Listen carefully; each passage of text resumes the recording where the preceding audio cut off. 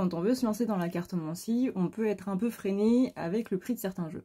Et le but de cette vidéo, ça va être de te dire un petit peu, t'arrêtes pas à ça. Alors là, il n'est pas question d'ouvrir une chaîne ou quoi que ce soit, si tu as envie, fais-le, mais c'est principalement pour te dire, hey, la cartomancie, c'est pas réservé qu'aux initiés, et même ceux qui font de la cartomancie depuis longtemps, ils ont bien commencé quelque part à un moment. Quand je me suis lancée dans la cartomancie, j'ai commencé avec un jeu comme ça, que j'ai littéralement trouvé dans la boîte à gants de la voiture de ma mère. Et quand j'ai commencé le tarot, j'ai commencé avec un jeu comme ça. Celui qu'on utilisait quand on partait en vacances pour aller faire du camping. Comme tu le vois, c'était absolument pas un jeu divinatoire et t'as juste à reprendre la description des cartes. Et voilà.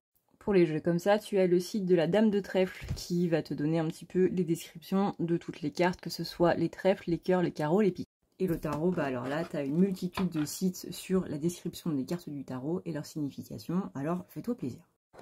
Surtout que chez ton marchand de journaux, que ce soit au rayon librairie de ton Super U, de son supermarché, hypermarché, ou dans ton bureau de tabac ou quoi, tu as des petits jeux comme ça, là, qui sont très bien et qui coûtent moins de 10 balles. 8,70 € il me semble le magazine. Dedans, tu as des petits jeux qui peuvent être soit sous forme d'oracle, soit sous forme de tarot. Bon là, c'est un tarot inspiré égyptien, mais tu as compris le délire. Et à chaque fois, il y a la signification des cartes, pareil, dans le magazine. En plus d'avoir ta tendance astro du moment. Et ces jeux-là, mine de rien, ils sont très bien. Hein.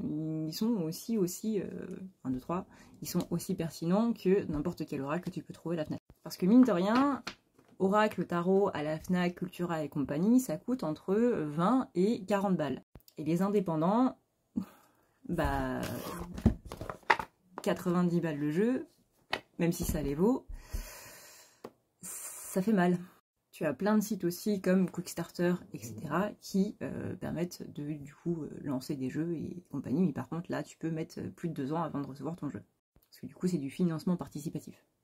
Il y a une autre option aussi si tu veux te lancer dans la cartomancie et que vraiment t'as pas spécialement les moyens de pouvoir t'y mettre ou quoi que ce soit, c'est que tu prends des fiches Bristol, que ce soit qui datent de tes études ou de tes enfants ou n'importe quoi. Tu les découpes au format que tu veux et tu écris dessus et ça marche aussi très bien.